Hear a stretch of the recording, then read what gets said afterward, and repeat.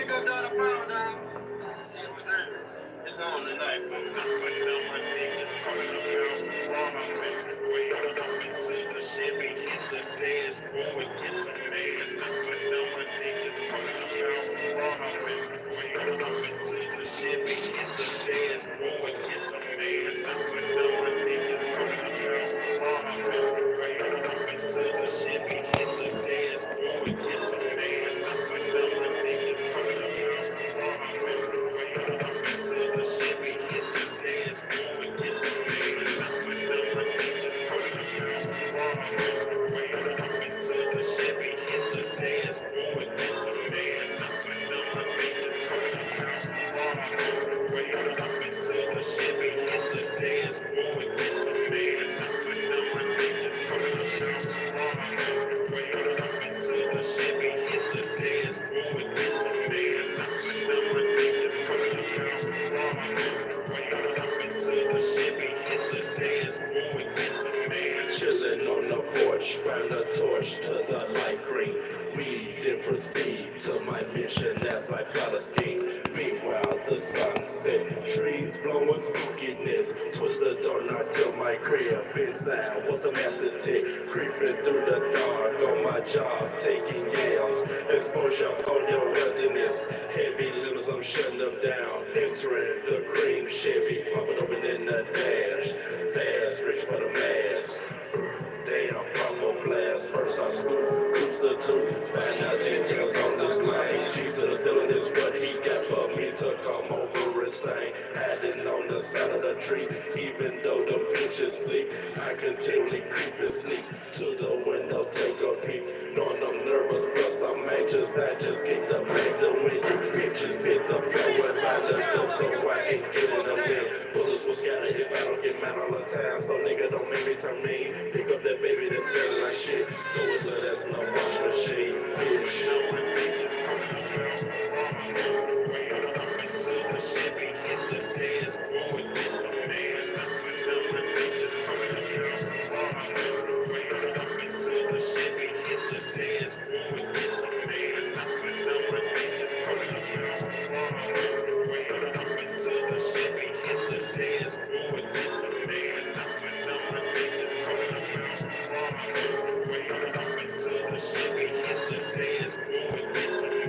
Yeah, that's that hard shit right there for DJ Paul. Yes, sir. Hold on, I'm about to get live with y'all in a little bit, man. I'm about to go ahead and play another song before I get prepared to give y'all some of this game, give y'all some of this knowledge, give y'all some of this um real good energy here. Hold on one second. I'm testing everything out before I go live. So you want to make sure everything runs good.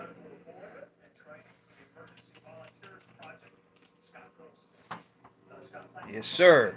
Hold on one second. Make sure everything go live. I'll be with y'all in a minute.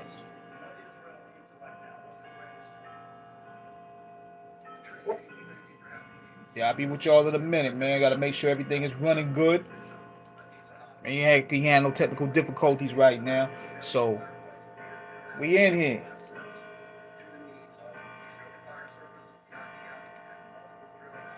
Did someone say holiday cards? God damn it.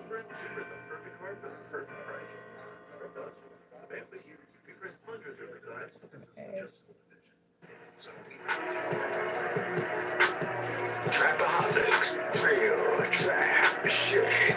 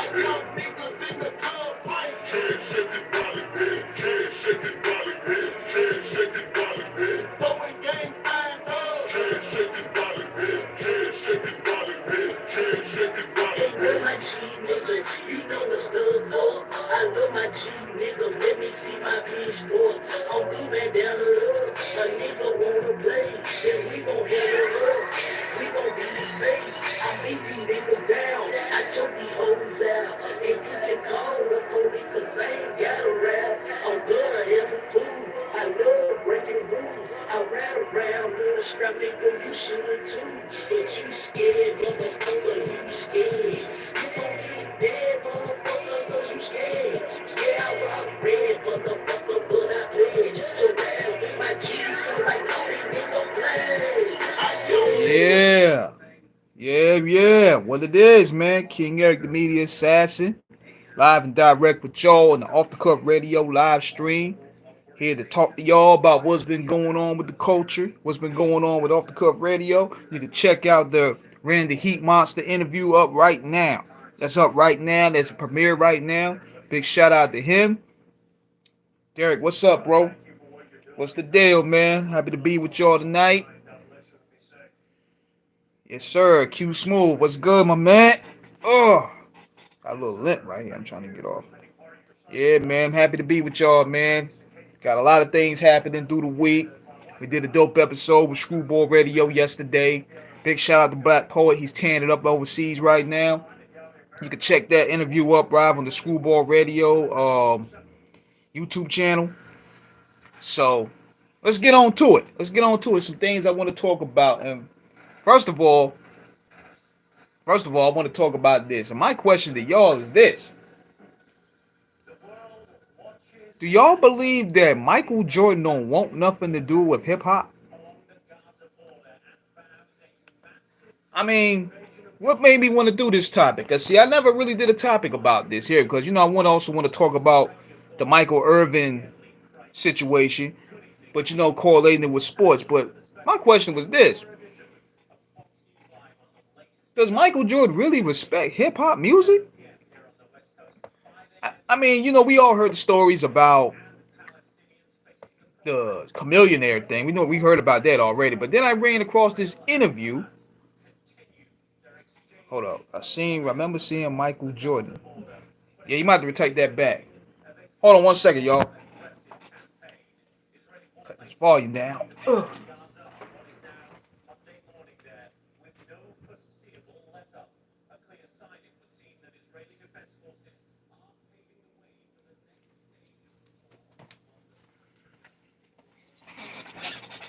All right, we back.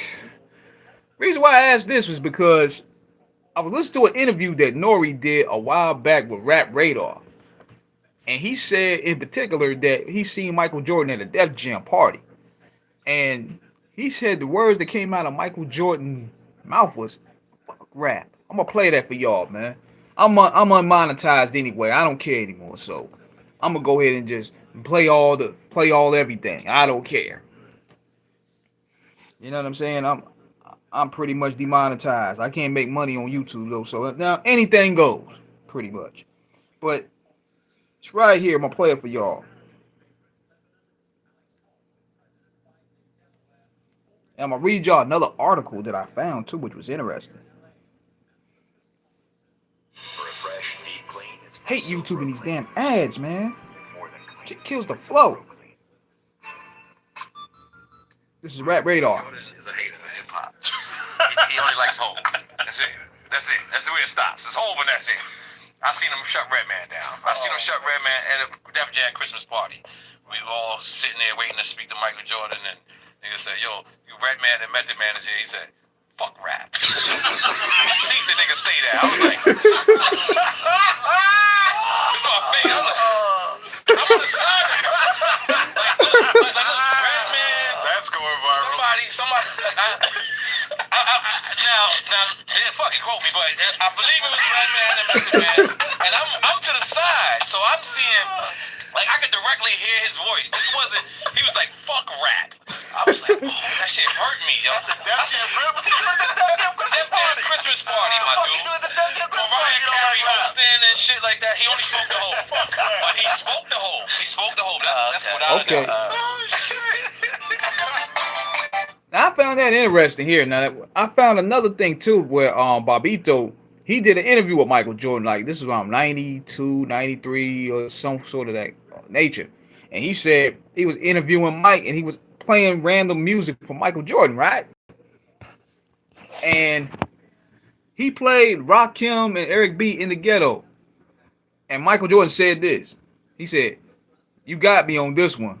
I don't listen to rap at all."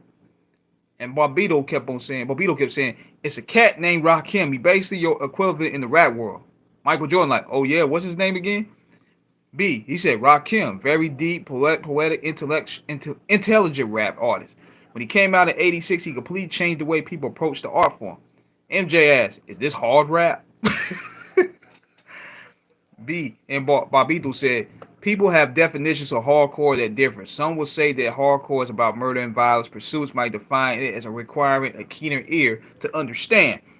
It's like most fans don't appreciate if you flushed it on the big man, but a hardcore fan will appreciate your cutting your baseline on defense. The general crowd don't even notice that you made your man change direction and take a bad shot. You have to listen to Rakim a couple of times to understand his nuance and his metaphors." He said, "Yeah, the song is mellow, but you definitely have to bob your head and listen to it." It won't surprise me at all. But see, you notice this with Nori when he said that he spoke the Hove though. I'm thinking with Michael Jordan, he only considers you his equal if you have his money. That's the way I see it. I see it as if you make as much money as him, he considers you a peer. Cause notice he only spoke to Jay-Z, but don't speak the rest of them niggas. Then I seen this one here when these young men seen Michael Jordan in a parking lot, and Michael like, "Put that camera down. I ain't speaking to y'all. Put that camera down." I'm gonna play it with y'all right quick. Oh, the parking garage. Hold on 1 second. Here you go right here. It's happened last year. We finna see LaMelo Ball. Not LaMelo. Oh, that's Michael Jordan. Michael Jordan. Look at Jordan. Huh? Michael Jordan. Jordan ain't taking pictures with niggas. He don't want nothing filmed. Let's go. But yet, he makes millions and millions and millions of dollars off niggas and black people every single day. But you know what's crazy to me is I don't understand this, is that these same people worship Michael but hate LeBron James. I do not get it. I do not get it. I don't get it at all. I don't get it at all. Like, I don't get it with Michael Jordan. He wanted to pretty much make all that money off black people. You know how many niggas is in the grave right now because of Jordans, man. You know how many niggas in the pen right now because of Jordans. You know what I mean? See, Lewis Tucker was right. We would have been better off without rap. But replace it with what, though? If we're going to get rid of rap music, what are we going to replace it with? Because rap music, when you want to admit it or not, is also save lives. It's also put people in positions of power to make money. What are we going to replace it with? If we don't have no rap music, what are we going to replace it with? See, if you're going to get rid of something, you got to replace it with something. Family structure. But what people don't have family structure. That's a reality in the black community. A lot of people don't have family structure. That's unfortunate. That's unfortunate. A lot of black people don't have family structure. Where are they going to get it?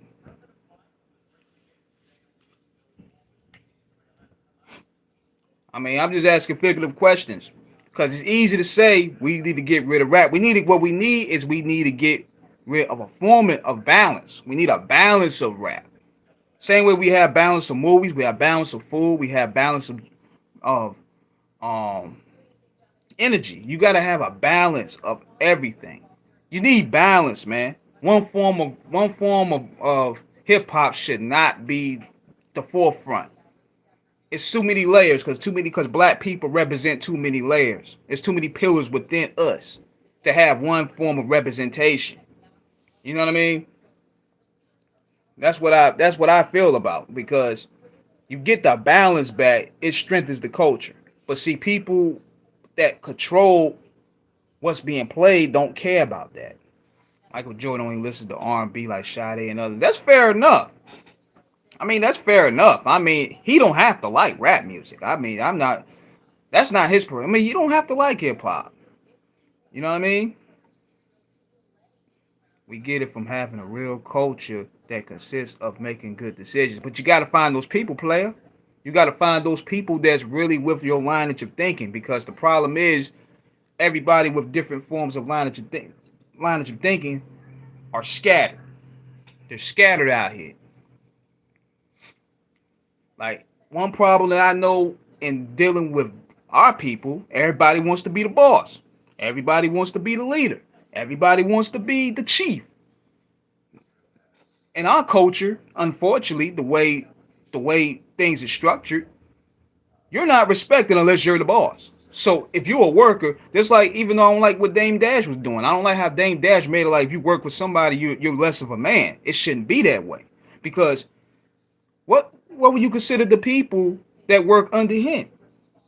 Would they be less of a man? Because you can't look down on 9 to 5ers. You can't look down on 9 to 5ers, but yet you want 9 to 5ers money. That's the problem. Cody, I hear you take rock back. We invented it. Yeah, but it's easy to say, but you got to have the real power players in position to do it. Dame Dash theory, he got workers. See, that's the thing though. I didn't like that part. I didn't like where Dame was talking about you a working man's a sucker. That mentality, like, everybody got to work for somebody. Dame Dash included. Because where is Dame Dash going to get distribution to get his product out there? Dame Dash is working for us, the consumer. Everybody in this world has a boss. Because the consumer pays his bills. So you can't shit on your workers, man. You know what I mean? Nobody in detail could explain in detail what so-called black culture and doesn't include hip-hop, at least when I said culture. I don't know about these men in particular, but there's things that go beyond rap music. Like, we could talk about how we could create the 5 elements. We create the 5 elements of degrees of knowledge. We could talk about how we built a lot of this. But see, this is a music show right here, though, dog. And I can't get deep into the layers because, number one, I don't know what form of policies they have on YouTube. They strike us for anything. But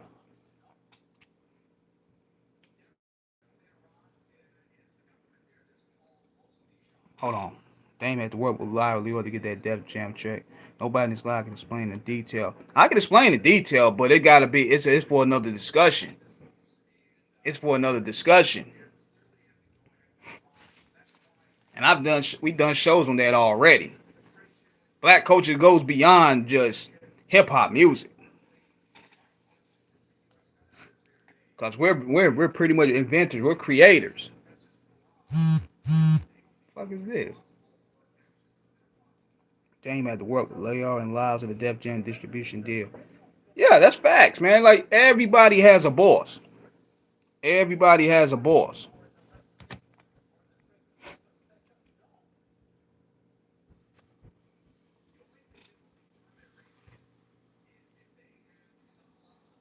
I'm making sure I'm live, man, because sometimes it's playing with my numbers. It's playing with my numbers right here.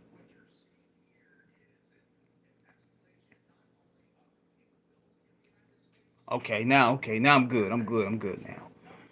But going back to what I was saying, you don't have to like hip hop music, but I just find it ironic that he has no problem taking hip hop dollars. He don't have no problem making money off the culture. That's why, me personally, I'm more so of an Iverson guy. I'm more so of people that we could champion that kind of feel like they can relate to one of us, so to speak. I mean, I respect Jordan for what he's done for the game. I respect his leadership, his heart, and tenacity. But at the end of the day, he don't really stand for nothing, man. And so therefore, I can't really get behind him full throttle like a lot of these people.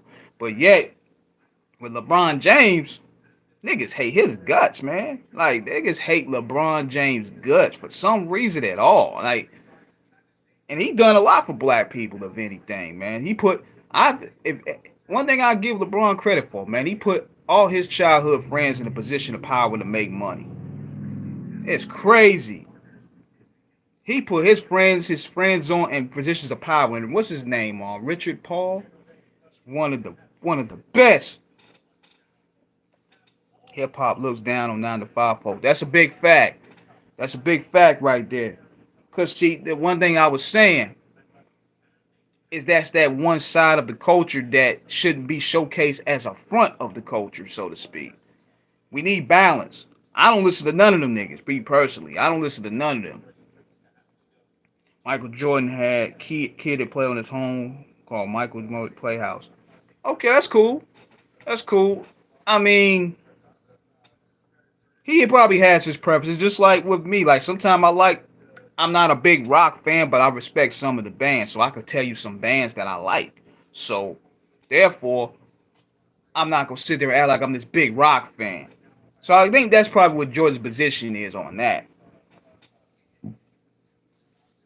But I'm thinking also going what you're saying, Cody, is that hip hop culture has also created a peer pressure effect where you got Michael Irvin's son rapping like getting on some nigga stuff just so he could fit in with his peers.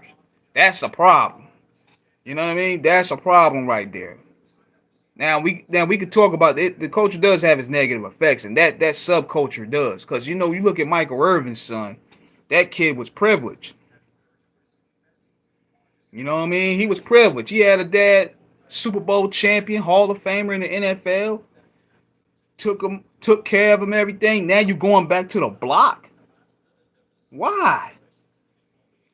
It's the peer pressure of fitting in with our people. Because even if it goes beyond hip hop, you still gotta go beyond fitting in with certain crowds. You know? It's the peer pressure effect.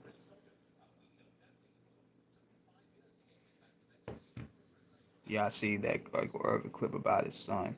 Yeah. Like, people aren't proud of who they are. In the entertainment business, it could be brainwashing. It could be very brainwashing, man, because now everybody is trying to live like these niggas. Everybody trying to dress like these niggas. Everybody trying to, you know what I'm saying, be seen like these dudes. Probably are not a lot of Trump supporters in here. I don't know about that. I ain't talking about Trump right now. You know what I'm saying? Like, look, we ain't getting too far in the topic. We talking about what's on the highlight.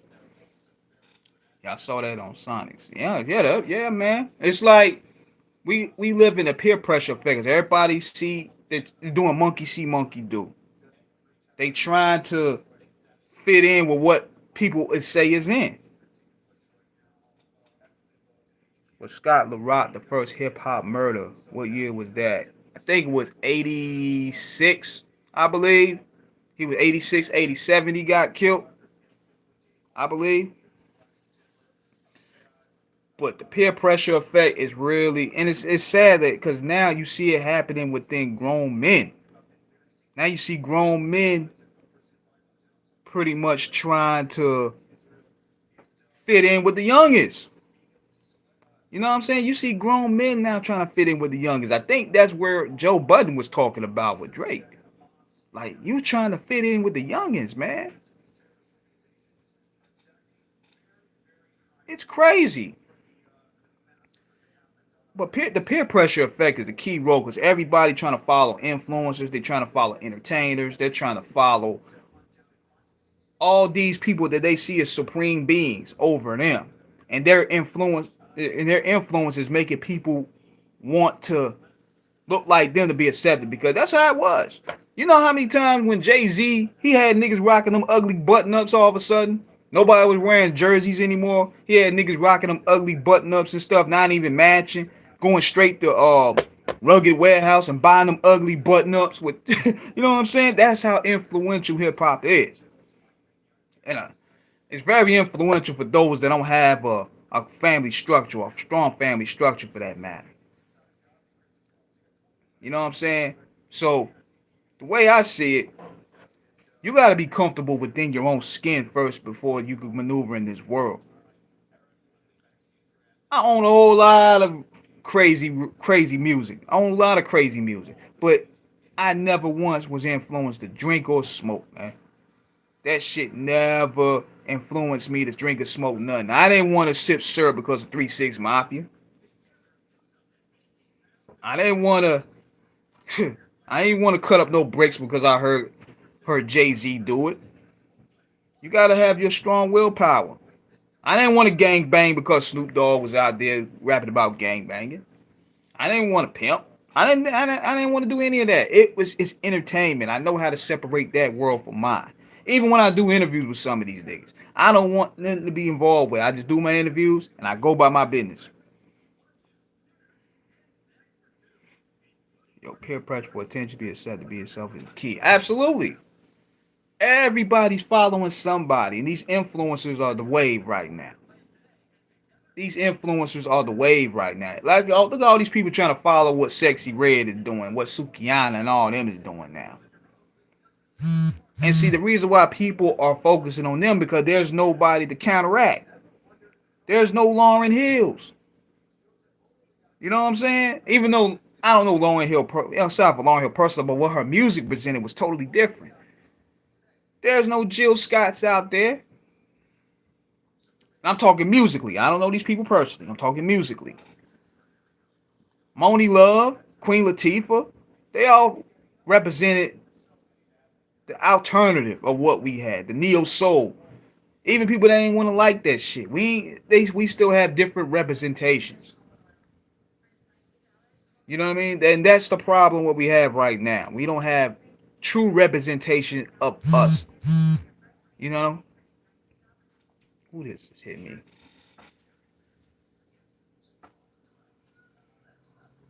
Hold on.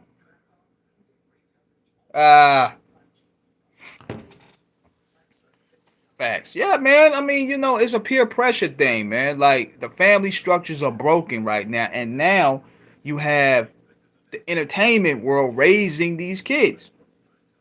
There's no strong parent structure anymore. If anything, the parents are now following the entertainers. It used to be balanced in hip hop. Absolutely. People want to blame NWA. Man, you better blame Bill Clinton. Bill Clinton created that lack of balance. Nice chain. Appreciate you. Musically, we need balance for every Sexy Red. Absolutely. Sexy Red out here going crazy. Yeah, man, because she's making money off doing it. When you see rewards for the bullshit, you're going to make more. And that's going to encourage you to do more. So, she can go out there and say, oh, I got gonorrhea. She can go out there and say, oh, I caught HIV. And people going to go crazy with it. And they going to still throw marketing dollars. This is where we at really right now. She could go out there right now and say, I fucked 3 niggas and got HIV. And they gonna still go crazy. This is the sick world we in right now, son. Who impregnated her? Nobody know. Nobody know. I think it's Drake, personally. But that's what I'm saying, man. And another thing I wanted to shoot on too. Big facts, DS. Yeah, big fact, DS. See, everybody blaming NWA, nigga. That's Bill Clinton, the first black president. He the one that caused this lack of balance. Because then you started seeing the same songs in rotation, because just to please advertisers. You ain't seeing no balance no more. The mix shows were getting canceled. All that shit was gone. But everybody loved Bill Clinton, though. Everybody loved Bill Clinton. But what? I lost a train of thought, though. Because I was going to say something, man. God dang. I hate when I go live and I lose my train of thought. Oh, I'm going to talk about this, too. And I'm saying this with love. And I say this with love and respect to my man, Benny the Butcher. One of the nicest MCs out right now. One of my favorites. Met the brother a couple times. Real good dude. Big shout out to the Black Soprano family. But I got to disagree with my brother on this one here, man. Like, look, you can't shit on the press, man. You got to have people that have different opinions about the music. See, when you start safeguarding and gatekeeping what people should say about artists, that's when you're going to start losing your identity, man. And that's going to start really creating a motivational lane for these artists. Like, what it looked like to me was a political move. He's trying to get a feature from Drake. That's what it looks like to me. Cause I noticed a couple days ago he said y'all sleeping on that Drake album, and they canned him for it. They were shitting on him for it. So now he's doing 2 videos talking about, yo man, we can't be keep criticizing these artists the way. I'm like, look man, it's art at the end of the day. You gotta leave. It's we purchased the art. We gotta say something if it's whack. I get what he's trying to do. He's trying to secure that feature. He's trying to get that feature from Drake to defend Drake. Jim Jones did the same shit. And this is what he said. He said it right here. He said, hold on, I'm gonna play the clip. Hold on, play the clip right here. It's right here. Just enjoying the music. Stop trying to always give your opinion, because you niggas is not Stephen A. Smith. Yeah, you know what I mean? Like, respectfully though, enjoy the music. It's like, motherfuckers don't enjoy the music no more. They just critique the music. You know, the people that you're critiquing, you gotta realize, you know, a large percent of them got here without your opinion. Like, respectfully, don't take this the wrong way, but I get online and I just see people critiquing shit, saying what they like or what they don't like. Enough of that bullshit, man. Get back to enjoying the music, man. Get back to celebrating these artists. And if you don't like it, you don't fucking like it. I'm not saying that y'all gotta like everything, but just enjoy it, man. Get back to enjoying the music. Y'all see where this shit going. What this really is all about is the pushback that Drake been pushing back. And, you know, he's trying to defend Drake. That's what it's really all about. And at the end of the day, Butch got to realize this. Music is subjective. People are entitled to their opinions and have the right to share them. See, these niggas are sensitive, man. Like, they very sensitive in this game. Like, the Drakes of the world, they very sensitive because they got so many people kissing their ass that they ain't really know. They have nobody to really tell them what's up. Eminem is the same way. Most of this music is terrible. This year has been the worst. I gotta disagree with you, player. I gotta disagree with you with love. Cause see, let me tell you, I don't listen to none of these niggas in the mainstream. I'm gonna give you a list of what to check for. I'm glad that you posted that, man. I want you to check this out here, cause there's a lot of dope music that's coming, brother. I had my ear to the pavement, homie. You can check out my man J Flash. I'm promoting him, dope artist. You can check him out, J Flash. He got a dope EP called The Arrival. You got hold on, I got you right here, bro. I love that right there. Sean Price and Royal Flush. Prayers to my man Royal Flush as he's fighting this battle with cancer. That's my man right there. He got a dope EP with Sean Price. So we hope and pray that Royal Flush can make this through, man. Because, you know, we can't lose another legend in the game, bro. Wanted to put that out there. Nas been killing it. There's another one. Rock Marciano about to drop a new joint. Paul Wall and Terminology got start, finish, repeat. Shit is dope. The Umbrella Collective, yes sir. You sub 810. That's my man right there. Big shout out to Substance, Mickey Diamond, Pro Dillinger, J Royale, Snotty. You got the Cloth. You got 38 Special. You got on Rome Streets. You got Ransom. I don't listen to a lot of that BS rap these niggas be playing. Mainstream rap is dead. That shit is a walking corpse right now. Mainstream rap is done. Mainstream music is done. I'm going to say it one more time. Mainstream music is done. This shit is going to the underground now. Y'all got to go back to the underground and get hot. You know? Rock Marciano. Onyx is still putting out dope heat. Keith Murray got a new joint coming. I think Keith Murray dropped the EP. Who else dropping? A lot of good music playing, man. My man BG, big shout out to BG. We talked to BG a couple weeks ago. He said that he dropping his new joint probably next week. He got about 60 songs in the chamber. Brother is working. See, people don't understand how connected we are in this business, man. More so than people think. Yes, sir. I'm telling you, J Flash. Yeah, write all them up, man. Mike Major.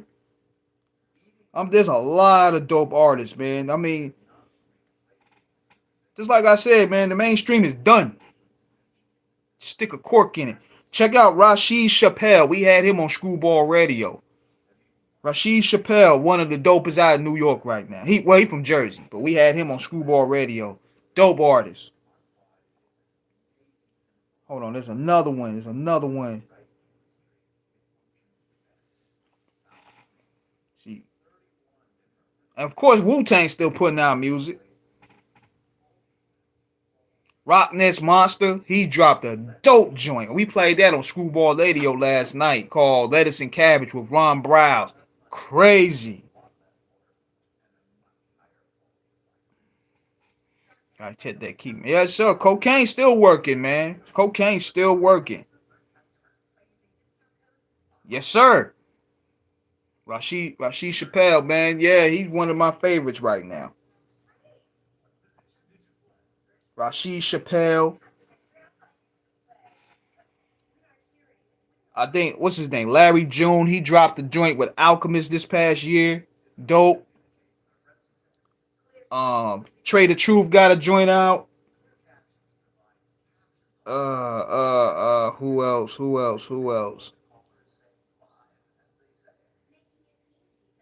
There's somebody else. Planet Asia dropped one with Apollo Brown called Sardines. That's just the gist of that right there. And you know, Little Brother, big shout out to Fontaine and Big Pooh. They dropping projects before the year is over with. Hip hop is good, but the mainstream, out of here. Mainstream is done. So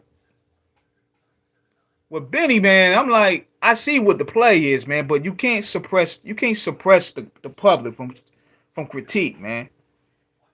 I understand that you got some platforms that want to, get clout off bashing albums, but you can't suppress the press, man.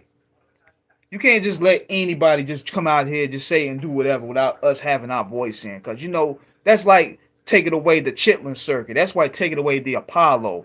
That's like taking away, and like what Butch said, he said that was one problem that I had. What he said with his statement, when he said a lot of them got on without us. Exactly, that's the problem. A lot of them got on through TikTok. They didn't have to go through grinding. They ain't had to go through artist development. They ain't had to go through really building their character, building their styles up, studying who they really are. That's one of the main problems. And what Butch just said, that's one of the main problems. A lot of these artists got there without us. And it shows in their music. And these niggas burn out within 4 or 5 songs. I ain't saying albums. I'm saying songs.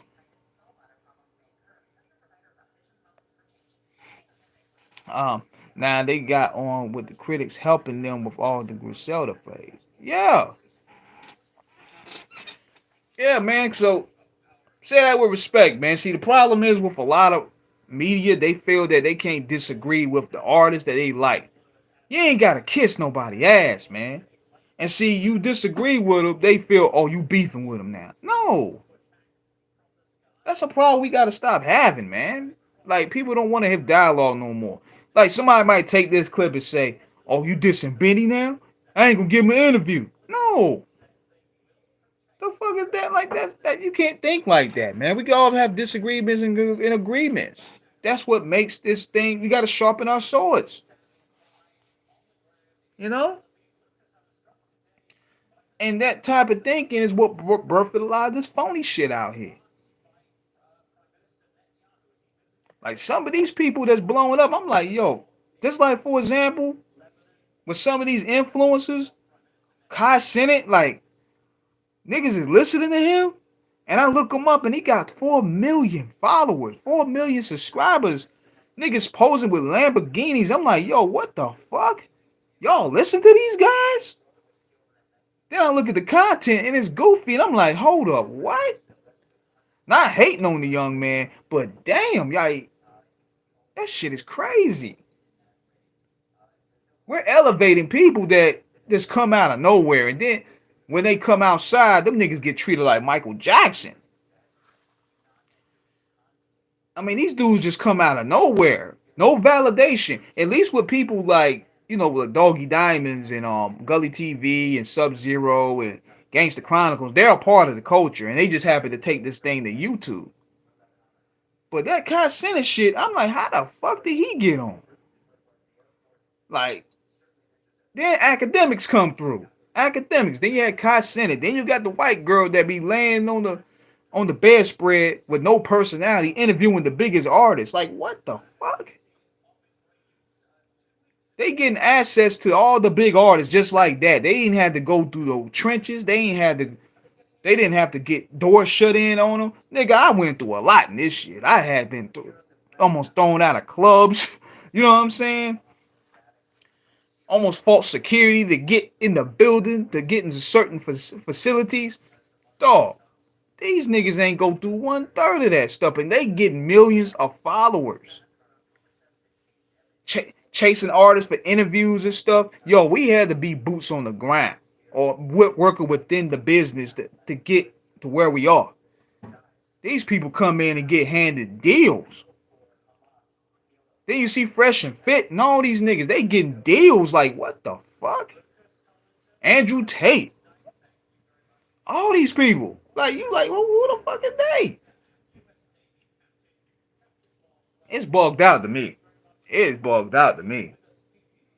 And that's what a part of the big problem is. Y'all had to be in the trenches, in the soil. God dang right. We went from interviewing artists that only had about 20 followers. But see, the thing is this. When they dope, they dope. The followers gonna come. I remember I interviewed an artist. I ain't gonna say his name. Nigga only had about like 20 followers. And a lot of people just turned that down. They would have been like, man, this nigga only got 20 followers. I ain't interviewing him. But I'm like, yo, I see something with this guy. This guy is talented. He's just now really getting on the Instagram space. So I'm going to interview him. I interviewed him. He enjoyed it. Next thing you know, he's clicking up. He's working with different people. His followers up is probably at the 30, 40,000s now. This nigga been grinding. He got work with Snoop Dogg. Got work with The Game. Got work with a lot of people out there now. But when I interviewed him, he only had 20 followers. So now he's really been grinding, man. Working with Rick Ross, working with all these people, man. The 2020 decade be nothing but gimmicks, getting all the glory and the best in the music. That's right. Push to the moon. They didn't have to go through none of that because see, and it shows in their personality. It shows how awkward they are because they didn't have to go through interacting with people. They blew up behind the computer. They blew up behind the computer. They blew up behind TikTok and they blew up behind Instagram. We didn't have none of that shit. We had to go out there and interact. Possibly get shit on. Get shit on. Get rejected. And those rejections was harsh. Get thrown out of buildings. Get thrown out of clubs. These niggas didn't have to go through none of that to get content. Then you see Offset going on all these dudes' platforms. But see, you notice this. They're not going to come over here. They're not going to come to these spaces. Because we know the history. They can't pull that bullshit that they can pull on these people here. They got to come to us. Because we know the history. We know the background. We know they get down. Anything that sound like bullshit, my audience is going to call it out. Yeah, you can get on there. You can get on, what's that girl named? Bobby, whatever her name, the white girl. You can get on her and talk that nonsense. Her crap like, oh, Offset's a hardcore rapper. Oh, man, he's cool. But they can't come on these spaces. No, they can't. Because we know the ins and the outs. And we're not going to ask anything interrogating. We're going to ask basically upon culture, based upon music. We're going to ask the real question. We ask the real questions to where they manager got to tell us what to ask them. And that's corny. That's corny to me. Them interviews like that are corny to me. Because I like the flow off the fly. Hence off the cuff radio. Because a lot of times we just wing pretty much every show. I just structure 4 questions and the rest is just flow. And that's what makes our interviews great. I can't do the verbatim questions. Now, I can have people submit me questions. That's why I gotta ask the manager. Yo, these managers be crazy, yo. We had one nigga, I ain't gonna say his name, known rap legend. His manager gonna hit me with talking about, so what's your budget? I'm not paying you for no interview, nigga. Is you crazy? I'm not paying you for no phone interview. What are you going like? You got to look at it like this. How is it gonna benefit you? I'm demonetized right now. I can't make no money off this. What can that interview do to me? Like if I'm paying you, the only way I will pay somebody if they would have to get me out there. You got to get me on Time Magazine, dog. You gonna have to get me on TMZ. You gonna have to get me where it makes a splash. You're not gonna put me on no bullshit. You got to get me on the Rolling Stone. I hate the direction that pop culture music is headed to, especially with the agenda these labels are putting out. That's because these labels don't care about nothing but the bottom line, and that's the dollar. They don't care nothing about the creative process. They don't care about any of that. Do you think Jimmy Iovine was helping Dr. Dre create the Chronic? Nope. Was Jimmy Iovine ever? I don't even think Jimmy Iovine was ever even in the studio in them days. Only thing he understands is the bottom line. Now, one thing I will give Jimmy Irving credit for is that if he see you a money maker, he gonna fight with you. Key word, money maker. He ain't gonna fight with you because he care. He gonna fight with you because you the money man. Like you think he stuck with Dr. Dre for so long?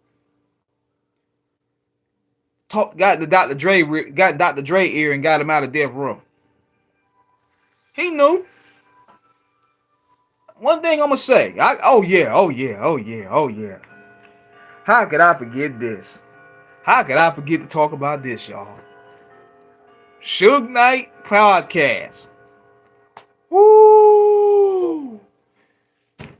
You gonna see some shit with this, bro. You gonna see some. I'm telling y'all, Suge is going up. Woo! I don't know how Dave Mays got the plug to that, but y'all in for some legendary shit for that. Suge got a hit list of niggas he coming after. This nigga is the real life Michael Myers. You think you kill him off, he's still alive. Oh my God, man. The Suge Knight podcast. He might as well do it because he ain't going nowhere.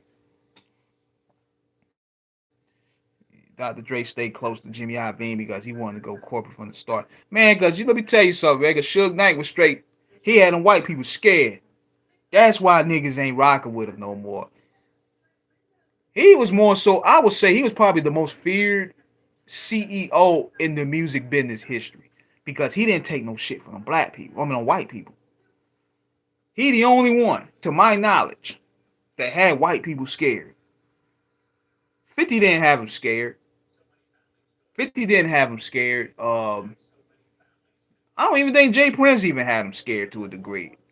Because I ain't really hear no stories of Jay Prince pressing a lot of white execs. Suge Knight, he pressed all the motherfuckers. How you gonna go tell Tupac? Oh man, see this is where I'm going. That's what I was saying.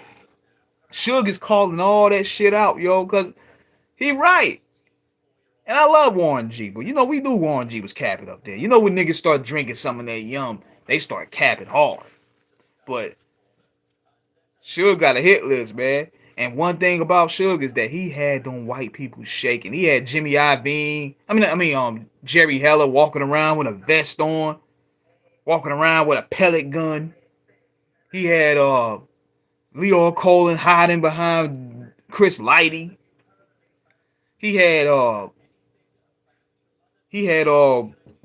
sent the wolves after Jimmy Iovine. You ain't gonna never get a Suge Knight, bro. Suge Knight is the only one, to my knowledge, that pressed these white execs and had them shaking. He always gonna have my respect for that alone. Cause 50 Cent don't even be doing that shit. 50 Cent for all that crazy shit he do, he ain't gonna be pressing many white execs like that. None. There's always been an Achilles heel with 50 Cent. Yeah, I love the interview y'all did with Doug Young when he said he slapped. Oh man, that's one of the craziest clips. He should press Russell Simmons. Yeah, yeah. The only people that were afraid of Suge was 50 Cent, Eminem, Easy, Master P, and Jay Prince. Let me tell you.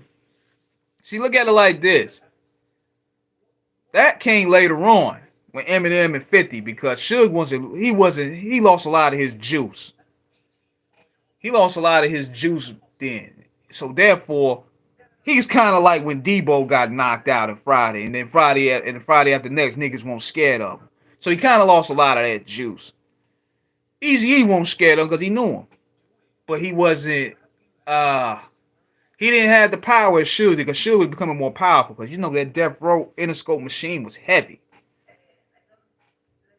Master P, nah, he won't scare them at all. But those white execs, yo, he had them quaking, yo. You ain't gonna never see a black exec. Even Dame Dash, for all that stuff he doing, he ain't had him pressed. He ain't had Leo pressed. Jay Prince tried to sign Tupac to Rap a Lot Records. That would have been interesting, because I interviewed Swift, one of their producers from Rap a Lot. And he said he had records lined up for Tupac. You know, y'all know the record for Eye for an Eye, which Scarface and Willie D did. That was supposed to be for Tupac. Yup, for them days, them dirty leagues. Hopes you interview Chris the Glove. I gotta get that nigga. I'm gonna interview him too. Easy wasn't scared of Suge and Death Row. He was cripping. More Crips in LA than Bloods. And Easy knew they weren't really about the wild shit. Luke got it. Yeah, you know, them niggas take L's. That's the streets. Yeah. Tell you, man, they found out heavy, though. Them South niggas is wild, son. They thought they could come over there and treat them like a bunch of Bammers. Yo, them Southern niggas is wild.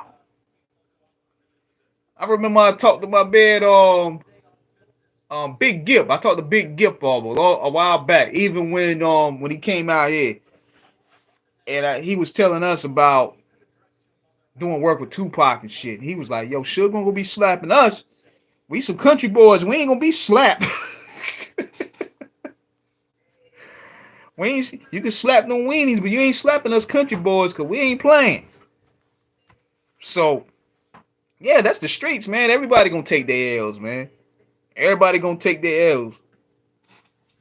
But at the end of the day, there ain't been one CEO to have white people quaking like that. Eazy-E knew how to play the game. Eazy-E was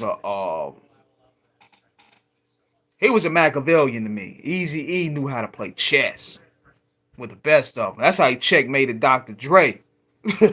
Got Dre paying for all. He made more money off Doggy Style than Chronic than them niggas did. The jacket of rap. Yo, I got some clips of that interview. I did interviews with the 69 boys, and they was talking all about that. Niggas was throwing TVs and stuff.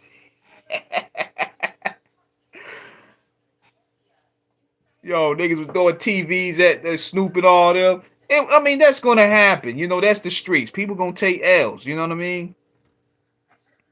People gonna take L's. The Goody Mob people want people. That's a fact, man. Look, you ain't Suge won't slapping them boys around. Nah. Them country boys don't play. Toka Brownside once confronted Tupac for throwing up that West Side. Oh, for real? Tell me the story behind that. A lot of niggas call L's in the street. Even Tupac did. Tupac called L's. Suge called L's. Everybody called L's. Biggie called L's. Nobody was Superman in this motherfucker in the 90s. It was that's just the way it was. Yo. Oh, with the 69 boys performing the Soy Sword, that was the first awkward shit. No, man. Oh man. That performance had me bugged out, man. I'm like, those are my dogs, man. But I'm like, y'all niggas bugged me out with that, man. Oh man. But they some real ones though. They some real ones. Toker the Brown side was told a story about confronting Tupac. What did Tupac do? Did he square up? Cause I'm telling you, man, every rapper took an L in the 90s. The 90s was the Wild Wild West, fam. Hope y'all interview Glasses Malone and the LA Giants. I actually got 2 interviews with Glasses up already. I did one with him last year, and I did one with him in 2020. I got 2 of them up there from him. And right now he's doing Against the Chronicles, man. Big shout out to them, yo. They good peoples over there. They good peoples over there, man. They always supported Off the Cuff Radio. Oh, I'm gonna look up that Toker thing about confronting Pop. But yeah, I'm telling you, every nigga caught an L in the 90s, man. Nobody was exempt. The 90s was a jungle. There were fights everywhere, shootings everywhere, robbings everywhere. Dog, ain't no shame in it. Ain't no shame in it. The 90s was a wild, wild west, boy. See, y'all niggas got it good today. Y'all could slide a DM and talk it out. Back in those times, you had to pretty much see that nigga and get things straightened out.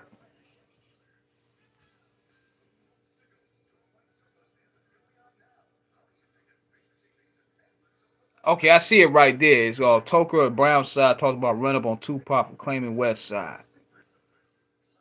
Yeah, man, people understand, man. You know, all your favorite rappers caught L, son. No, he was walking away, son, because he was walking away with his girl at the time. Yeah, niggas take the L's. It is what it is. I mean, that's why. And see, this is the way I look at it too. Even Ice Cube, one of my favorites, he caught L's. He tried to take the fade with what's the nigga name? This was the nigga he tried to take the fade with. What's this dude name, yo? He took the fade with the dude. He did a GTA game. What's his name? Solo or something? Somebody help me out. Was it Solo? Was his name Solo or something? And Cube got his ass beat. Yeah, Solo. Yeah, Cube squared up and got whooped. But hey, that's what it was. He did it like a man. I mean, you know that he squared up. No guns. He caught the L, but he ain't afraid to fight. Solo and Cam. Okay, yeah. I just forgot his name. Tupac was quiet on Toker. Man, I don't blame him, man. Cause see, think about it. You in uncharted territories. Got these wild Mexicans that used to run with Eazy-E out there. Shit. Q got beat by Hutch. Shit. Man, there's a lot of stories that I could tell y'all, man, but I don't want to put below nobody's spot, man, that a lot of these dudes have told me. But that was the 90s, man. Like, nobody was exempt to an L. Camp to the face, Solo got whooped. At least he did instead of jumping up. Exactly. Shit. Ice Cube ain't no soft. He ain't soft. I give him that. Y'all remember with Nas and Nori took the fade? And Nas ended up beating up Nori? Because Nori was talking shit. Nori said he was going to pound Nas out. They saw each other, I think it was like a club or something. Nas got the best of Nori for what I heard. Nori was drunk, but no quiet ones, man. One thing about Nas ain't no bitch. See, yeah, Nas and Nori.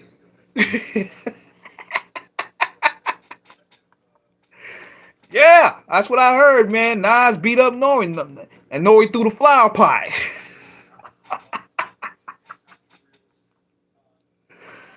Yeah, son. Yeah, I read about it. I read about it a while back. If you could, I'm gonna talk about it probably in another video. Nas got the W. I heard. Y'all keep thinking Nas is soft, man, cause the nigga don't carry himself like a tough guy. Let's talk about it. Now you gotta hit the Patreon. I need $100 for that story. I'm fucking with you. Ah man. Hold up, man. I'm gonna read it to y'all for real, for real. I'm gonna give it to y'all, man. Since y'all my peoples. Hold on 1 second.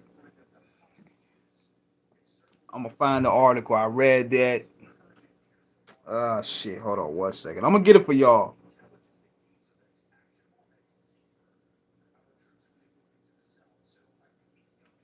Where that shit at? Hold on, man. Cause Nori was talking mad crap. He was saying, I'm gonna play this clip here. I'm gonna show y'all the first clip.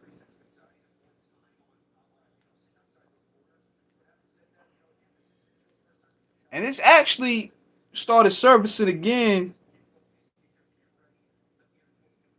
days ago. I got my man Noah, man. What's going on? Look at this. This is Nori right here. Cool, man. Got the album in stores. Go out and get the month flipping album, man.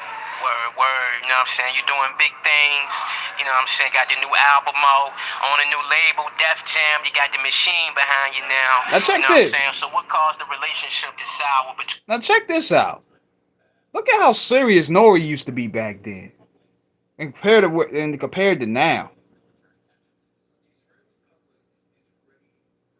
Nori was mad serious. Look. Well, basically, they just wasn't trying to win. You know what I'm saying? They was rolling dice with $5, expecting to leave with $5 grand, and it just don't happen. So sometimes you gotta spend money to make money.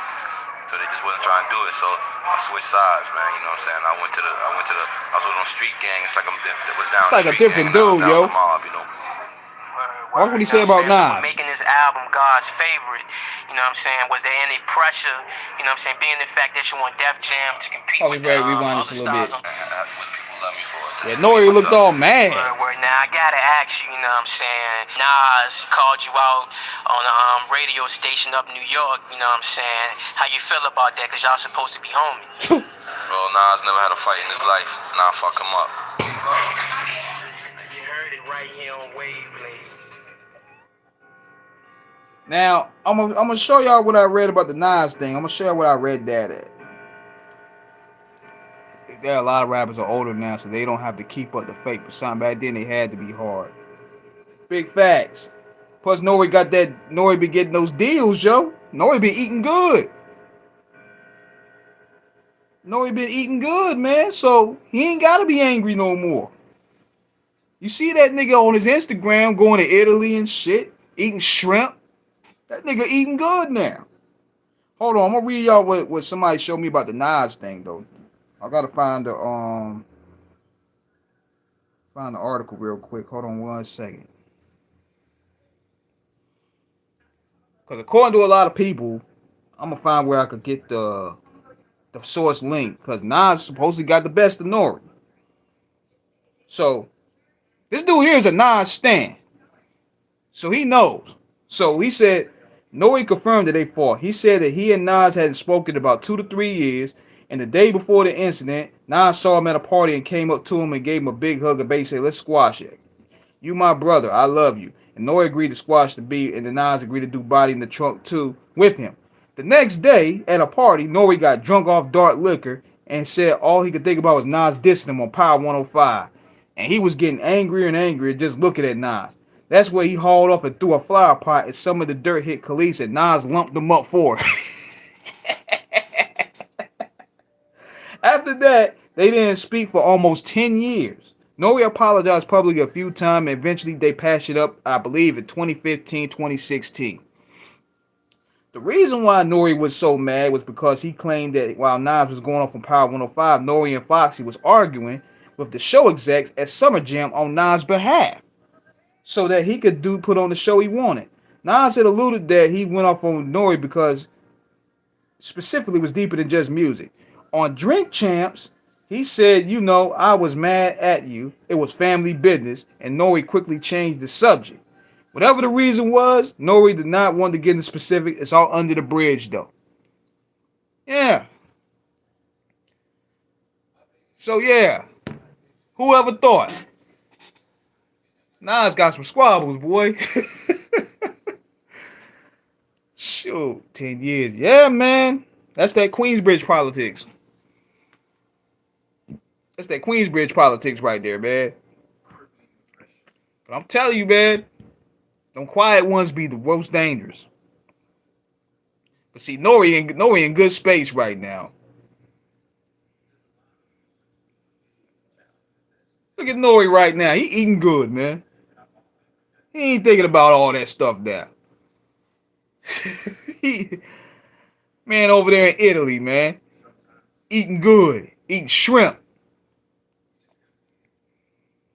butter. You know them butter flavored shrimp joints. He eating those now. He really on the run eating. Okay.